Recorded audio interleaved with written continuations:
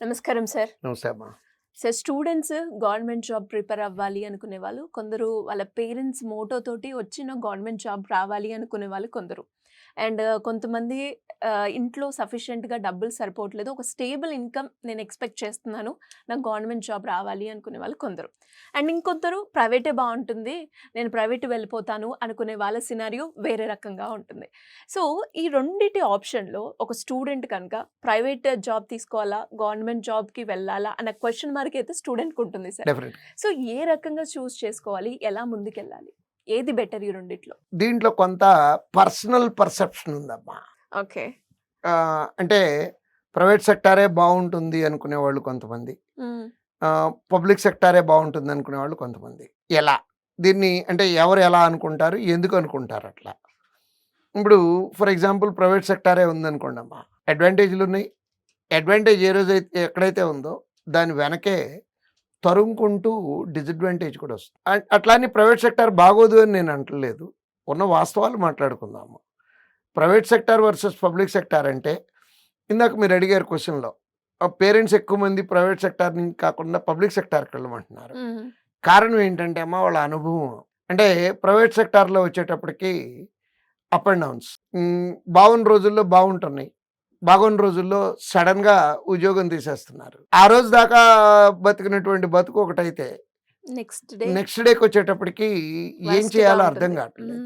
So అంటే safety, security అనేటటువంటి దాంట్లో ఎక్కువ మంది పేరెంట్స్ కానీ స్టూడెంట్స్ కానీ పబ్లిక్ సెక్టార్ వైపు రావాలనుకుంటున్నారు. సో ప్రైవేట్ సెక్టార్ బాగుంటుంది అంటే బాగుంటుందమ్మా. కొన్ని చాలా ఆస్పెక్ట్స్లో ప్రైవేట్ సెక్టార్ కూడా బాగుంటుంది.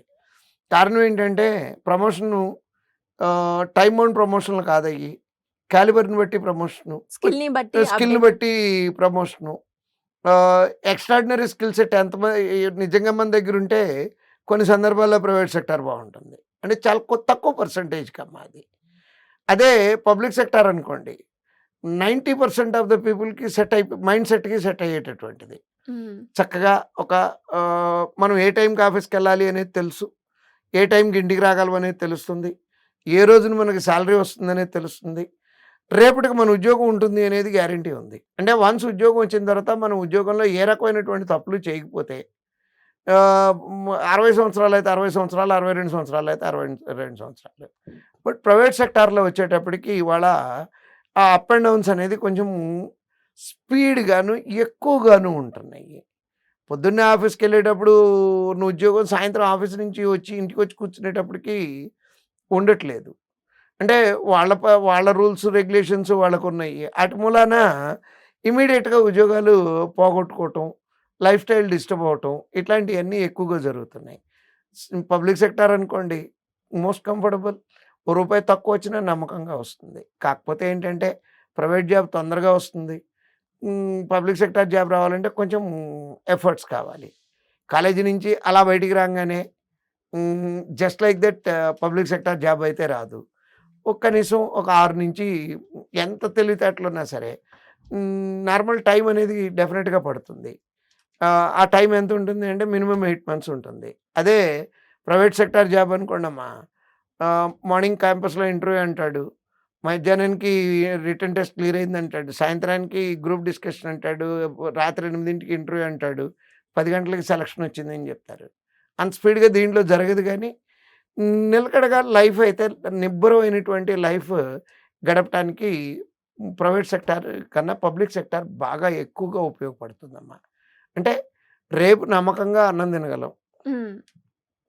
నా పిల్లలకి ఇవాళ నేను ఇచ్చినటువంటి లైఫ్ స్టైలు నేను బతికున్నంతకాలం ఇవ్వగలను.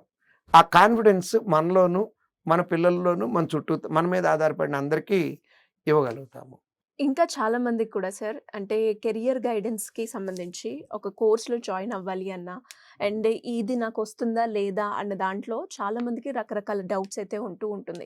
అలాంటి వాళ్ళు ఎవరైనా కూడా కొంచెం కెరియర్ గైడెన్స్‌కి సంబంధించింది కావచ్చు, ఒక రైట్ ఇన్‌స్టిట్యూషన్ చూస్ చేసుకునే ప్రాసెస్‌లో చాలా మంది పేరెంట్స్ తోటి వచ్చి విజిట్ చేస్తూ ఉంటారు.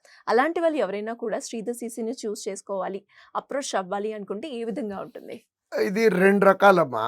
ఒకటి, ఆ కింద ఇచ్చినటువంటి ఇప్పుడు మన వీడియోలో స్క్రోల్ అవుతున్నటువంటి నంబర్కి కాల్ చేస్తే దాదాపుగా కౌన్సిలర్లు అందరూ ఎక్స్పీరియన్స్డ్ కౌన్సిలర్లు, అన్ని డౌట్స్ క్లియర్ చేయగలుగుతారు. ఒకవేళ ఏమాత్రం అవకాశం ఉన్నా సరే ఆ నంబర్ని కాంటాక్ట్ చేసి ఏ రోజు ఆఫీస్కి రావచ్చు అనేది కనుక్కొని ఆఫీస్కి వచ్చి చక్కగా కూర్చుంటే most experienced offline counsellors almost ఈ ఇన్స్టిట్యూషన్ పెట్టినప్పటి నుంచి ఉన్నటువంటి కౌన్సిలర్లు ఉన్నారు. చక్కటి గైడెన్స్, పేరెంట్స్కి ఏ క్వశ్చన్కి డౌట్ ఉన్నా సరే, స్టూడెంట్స్కి ఏ డౌట్ ఉన్నా సరే ఎక్స్ప్లెయిన్ చేయగలుగుతాము. Whether it is online counselling or offline counselling రెండు చూజ్ చేసుకోవచ్చు అమ్మ పేరెంట్స్. సో ఇంట్రెస్ట్ ఉన్న వాళ్ళు ఎవరైనా కూడా కింద స్క్రోల్ అవుతున్న నెంబర్ని అప్రోచ్ అయితే సరిపోతుంది. సరిపోతుందమ్మా. Thank you sir, thank you so much. Thank you.